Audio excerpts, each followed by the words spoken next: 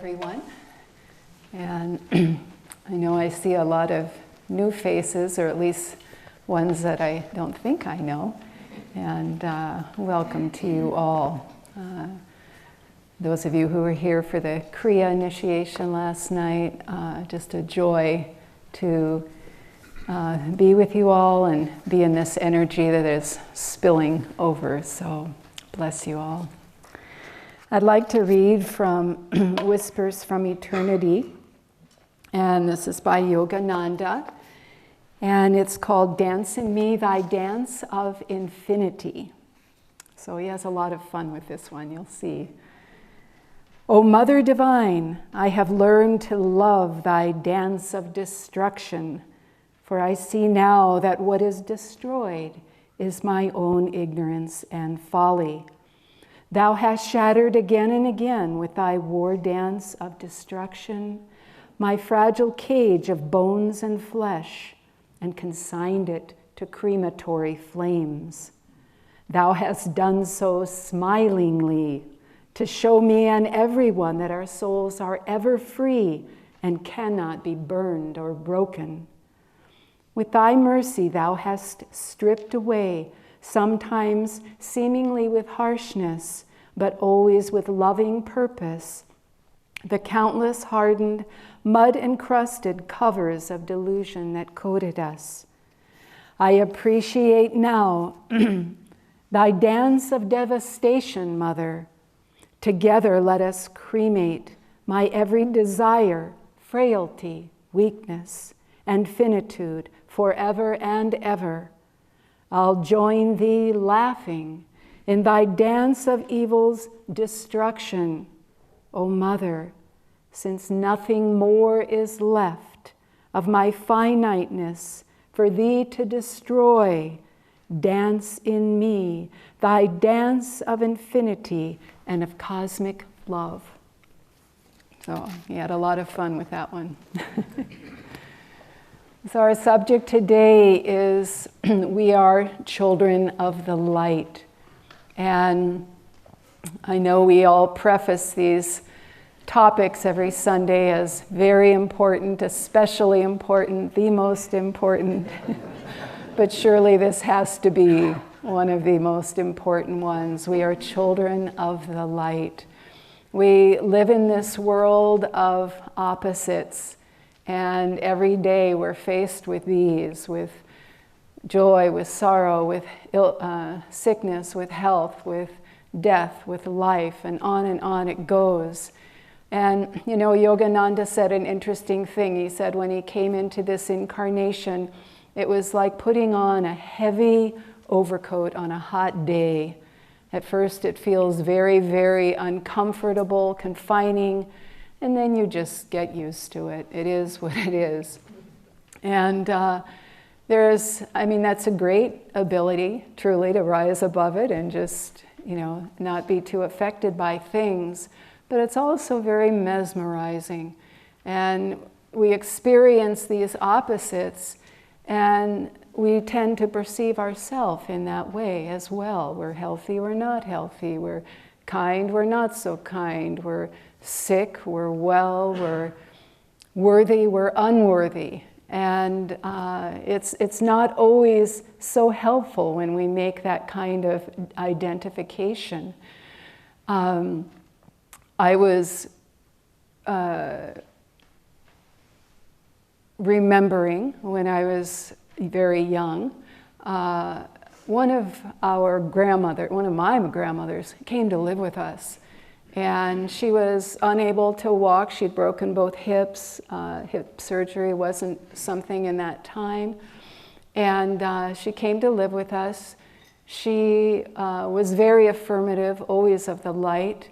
Many years after her passing, my mother unearthed some books of hers, a copy of the autobiography, a copy of scientific healing affirmations. She had checked every one of those affirmations with a little blue pen.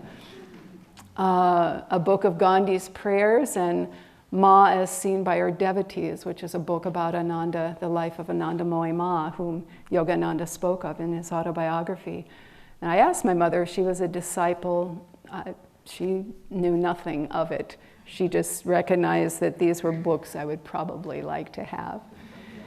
And, but the only thing I remember, because I was very young, the only thing I remember her ever saying to me was, "Your life will be very blessed." I don't know if she was being prophetic. If she was, it's true. My life is very blessed. If it was a casual statement, much like we'd say, "Have a good day" or something, that's true too, because my life is very blessed. But the thing is this, the life of each one of us is very blessed. And anyone could have said that on behalf of any one of us, because we're living a life, an incarnation, in which we are interested in seeking a higher reality. We want something more. We're not mesmerized by this world any longer, and we're able to make that distinction about life and for ourselves. We want something more. And we've come in with that. We've come in with that longing, we've come in with that purpose, and our life is very blessed. I was exchanging emails with someone not living here at the village the other day, and they said to me in regards to participation perhaps in a particular program, well, it was that, I feel very unworthy to do this at this time, therefore give my space to somebody else. And isn't it true that we, to the extent that we identify with the opposites, that we identify with duality, we sometimes feel this way about ourselves. And what does that do? What does that do when we think that way or feel that way?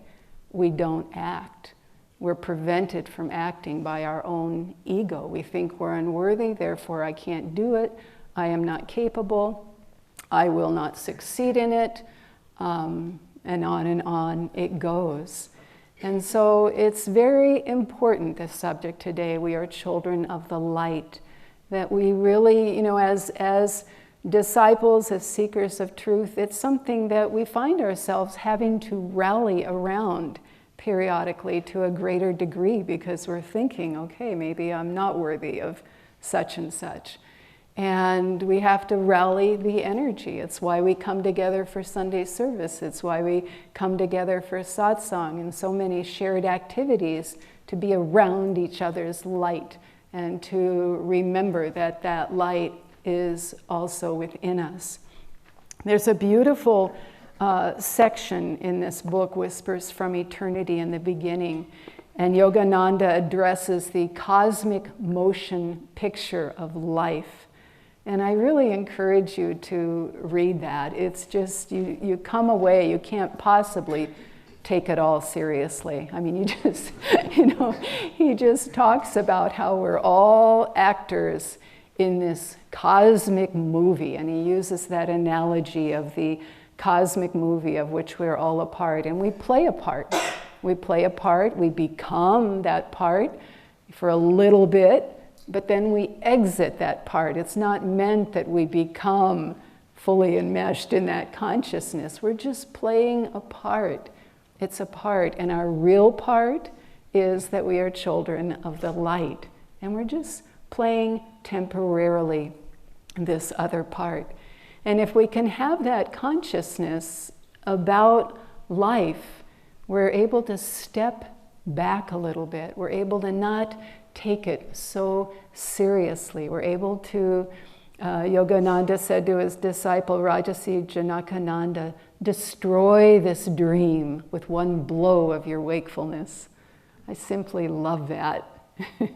It's very powerful, and it's very true. He's saying, just wake up to that thought. I am a child of the light, and the darkness flees, the confusion flees. You're able to see it as a play.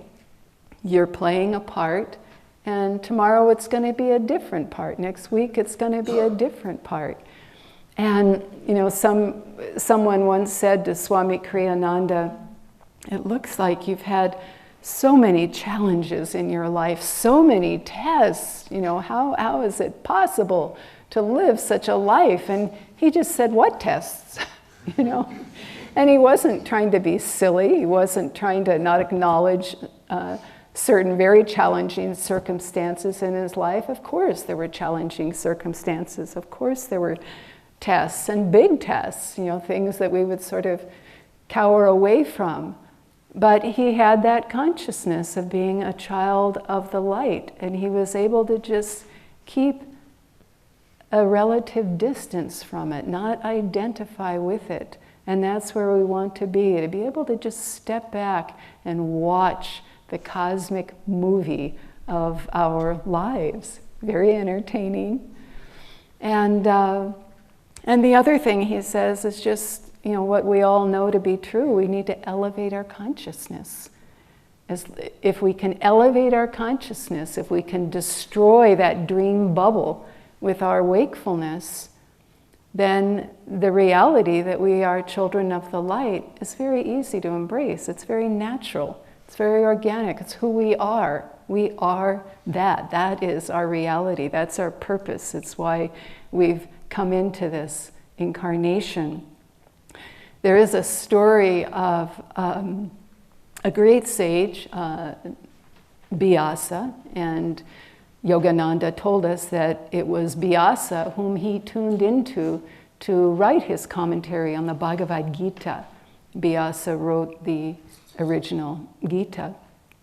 And so Yogananda wrote this commentary, and Vyasa had a son, Sukdeva, and while his wife was pregnant, while Sukdeva was in the womb, Vyasa taught him, gave him all the teachings. He wanted him to come into this world well-versed in truth and have a head start. And so he would share all, scriptural teaching with him.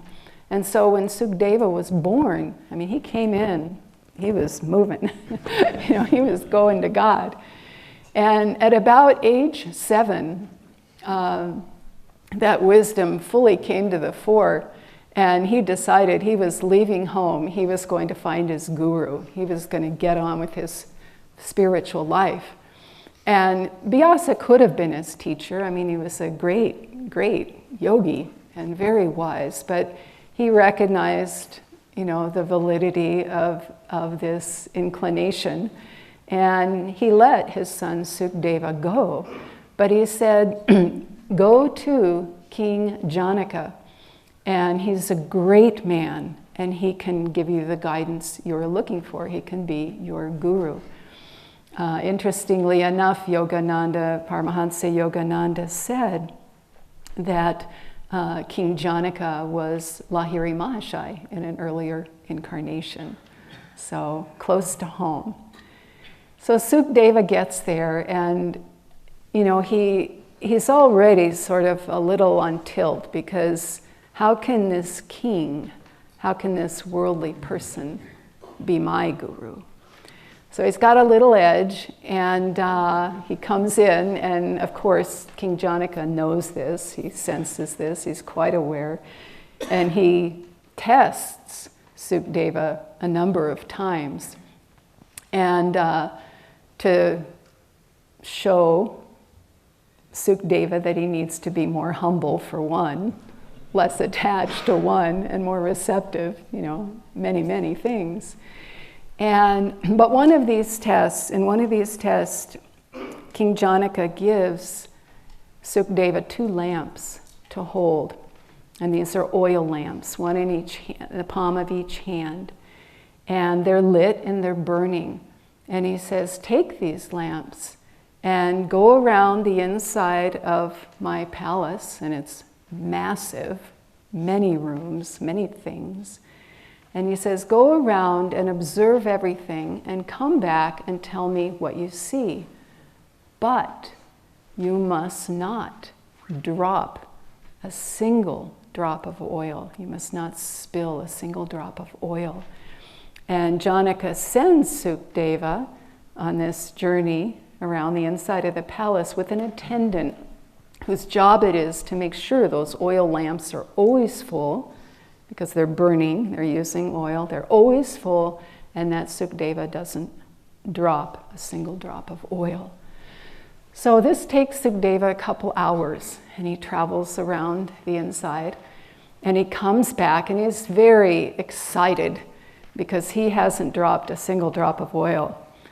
And Janaka asks him, well, what did you see? Tell me what you saw in each of the rooms. And Sukdeva's, you've got to be crazy.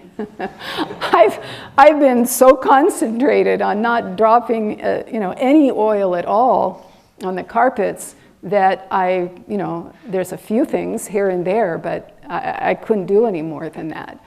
And Janaka says, okay, go back again. Do not spill a single drop, and notice everything, all the detail, and come back and tell me. And so Sukdeva sets off again. The attendant is there with him to make sure the oil lamps are full. And he goes around. It takes him 10 hours this time. But he comes back very calm, very, as we would say as yogis, in the spine. Just very calm. And he presents the lamps to King Janaka, and he says, I have not spilled a drop. The attendant vows for that. And Janaka says, tell me what you see. Every detail, everything, in every room. And Sukdeva was able to tell him everything. And so, he passed that test, and Sukdeva did, through multiple tests, see the great wisdom, the infinite wisdom of King Janaka, and he became his disciple. But I thought of this story, and it's a very powerful one. It teaches many lessons, but the one that made me want to tell it was that we have to stay focused on that truth. We are children of the light. We cannot let that go. We cannot let that oil of knowledge, of inner wisdom, spill from the oil lamp. We have to hold on to that, because that's what's going to allow us to navigate through this plane of opposites. Many years ago, when Ananta and I were living in Sacramento, it was during a time, it was a challenging time for all of us. It was a challenging time for Ananda, and Ananda was fighting for its right to be disciples of Paramhansa Yogananda. We were fighting for the right to be able to share these teachings, and it was an intense time. And Swamiji had come down. He was headed somewhere. He would often stay with us, and he was staying with us, and in the middle of the night, he had his own apartment. In the middle of the night, all in an instant, I suddenly woke up. There was this oppressive darkness just pushing me down, and the thought I had was, my reality is the light. My body jumped up in one piece off the bed and then just fell down. So I was, awake. But I had said inside, my reality is the light, and it all went. And the next morning, as I usually did, I asked Swamiji how he'd slept, and not very well. And I explained to him what happened, and all he said was, interesting. And he didn't say any more. It was clear he didn't want to say any more. I don't know if it meant anything. I don't want to read too much into it, but it was interesting timing, and what was so memorable about it for me was it was that quick. My reality is the light, and everything else was gone. And when we live in that consciousness, when we can be in that truth, it's there for us. It's there for us when we need it. It's there for us when we realize it is difficult. It's very difficult to navigate this stage of opposites. And that comes to the fore because it's what we're made of. It's our default consciousness. We are children of the light. And I'll share one other thing with you. When I was reflecting on this, I thought of Swami Kriyananda's meeting with Yogananda. And you might recall, if you've read his autobiography, The New Path, Swamiji shares about that meeting, that he asked Yogananda, I want to be your disciple. And Yogananda said to him, will you give me your unconditional love? And Kriyananda answers, yes. And then he says, will you give me your unconditional obedience? And Swamiji answers, yes. And I was reflecting on that. I think for any of us who are, whether we're following a teacher or a guru, or whether Yogananda's our guru, this sharing, Swamiji telling us this, writing about this, it's a very powerful point of reflection for the student and for the disciple, because God is presenting himself through that channel, and the opportunity is, do I want to receive this? Am I ready to receive this? Do I believe that I can receive this? Do I believe that I am worthy? And to really be able to say yes, we have to know inside ourselves that we're children of the light. We can't really answer those questions. We can answer them superficially. We can answer them intellectually. We can answer them on a wish or a hope. But to really be able to answer those just clearly, yes, we have to know that we're children of the light. We have to know that we are capable of doing that. And that's why this subject is so very important, because to the extent that we can experience that internally, we can move forward spiritually. It's all about reclaiming that and identifying with that. We are worthy, we are capable, we can realize this. Jyotish last week in the Sunday service at Easter, he asked us the question, why? Why would a master, like a Jesus Christ, because last week was Easter, why would they come back and do this? We could think of 1,000 reasons, 1,000,000 reasons why not to do this, and they would all be real enough. And yet they come back. And they come back, as he said, they come back to show us that we can. That's their whole purpose. And it's our whole purpose for being here. We can name a lot of other reasons, but the only purpose why we're here, the only reason why we're here, is to live that truth, that we are children of the light. You are all children of the light.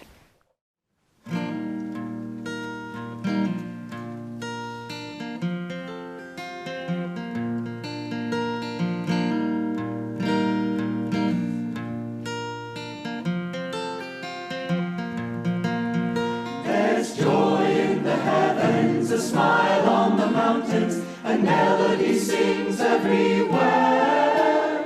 The flowers are all laughing to welcome the morning. Your soul is as free as the air. The flowers are all laughing to welcome the morning. Your soul is as free as the air. Leave home in the sunshine, dance through a meadow, or sit by a stream and just be. The lilt of the water will gather your worries and carry them down to the sea. The lilt of the water will gather your worries and carry them down to the sea. Men hunger for freedom but don't see their dungeon. It's only the thought that they're bound. Desires of their shackles, the hope that tomorrow the doorway to joy will be found. Desires of their shackles, the hope that tomorrow the doorway to joy will be found. There's joy all around us. Why wait till tomorrow? We've only this moment to live. A heaven within us is ours for the finding, a freedom no riches can give. A heaven within us is ours for the finding, a freedom no riches can give. There's joy in the heavens, a smile on the mountains, and melody sings everywhere. The flowers are all laughing to welcome the morning. Your soul is as free as the air.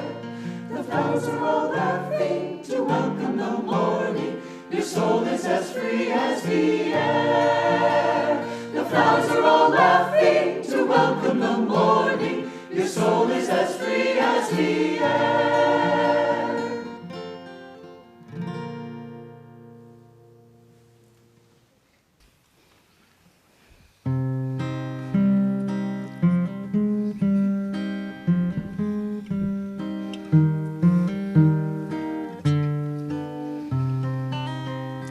There lived a tender maid in a far-off country. The strangeness of this world made her sigh. Her friends asked their fathers for money and clothes, but all she could ask was, why?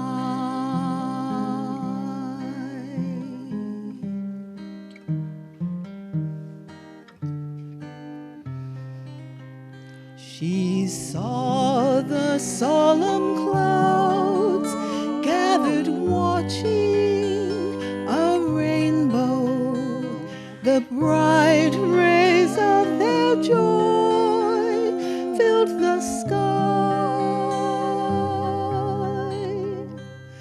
Her teachers explained it all wisely away, but still her heart wondered, why?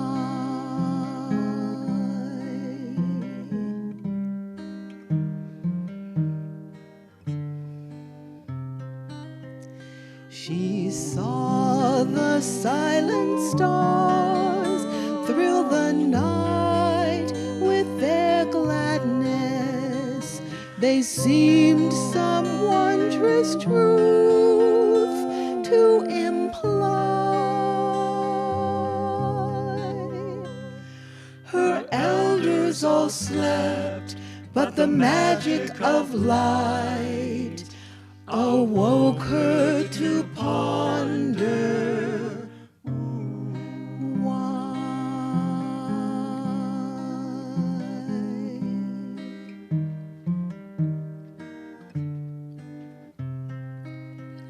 She saw a mother smile as she tended her baby, a widow weep that love had to die. The joy of new friends and the sadness of parting, all these made her ask God, why?